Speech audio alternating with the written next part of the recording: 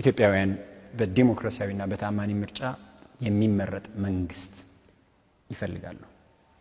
በዲሞክራሲያዊና በፍትሃዊ ምርጫ ስልጣንን የሚያሸጋግር ወይም ደግሞ የሚሰጥ ፓርቲም ይፈልጋሉ። ኢትዮጵያውያን የፈለጉትን ቢመርጡ የርሶ የሚመሩት ፓርቲ ውሳኔያቸውን ለመቀበል ምን ያህል ዝግጁ ነው? የኛ ዋነኛ ፍላጎት ኢትዮጵያን አሸናፊ ማድረግ ነው።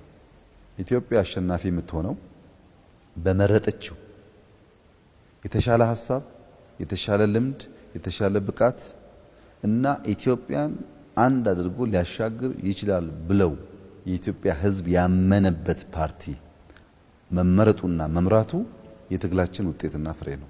ያ ማለት የግድ ብልጽግና ማለት አይደለም። ብልጽግናም ካሸነፈ በታማኝነት ማገልገል አለበት።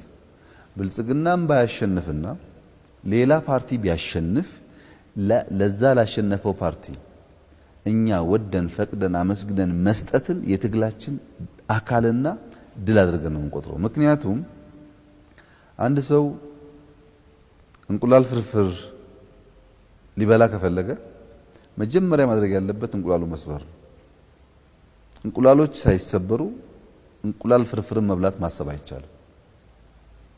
ዴሞክራሲያዊ ምርጫን ኢትዮጵያ ውስጥ ማምጣት ግብ አድርገህ ተነስተህ ስትሸነፍ ማትሰጥ ከሆነ ዴሞክራሲያዊ ምርጫ የሚባል ህልምና ፍላጎት በውስጥ የለም ማለት ነው።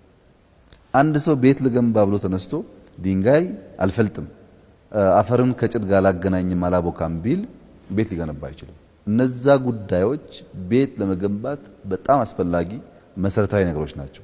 ለኛም ማንም ያሸንፍ ማን ህዝብ ለመረጠው ለፈለገው ለፈቀደው ስልጣን አሳልፎ መስጠት በራሱ የትግላችን ውጤትና ኢትዮጵያን አሸናፊ የሚያደርግ መሆኑን ስለምናምን ካለምንም ጥርጥር ህዝብ ከመረጠን በታማኝነት በትጋት ኢትዮጵያን አንድ አድርገን አበልጽገን ለመፍጠር እናገለግላለን። ያ ሐሳብ ትክክል አይደለም፣ የላቀ ሐሳብ አለኝ፣ ከዚህ የተሻለ ሐሳብ መመርጠው አለኝ ደግሞ ህዝባችን ካለ ካለምንም ጥርጥር እናስረክባለን። በዚህ ምንም ወደ ኋላ የምንልበት ሐሳብ አይደለም።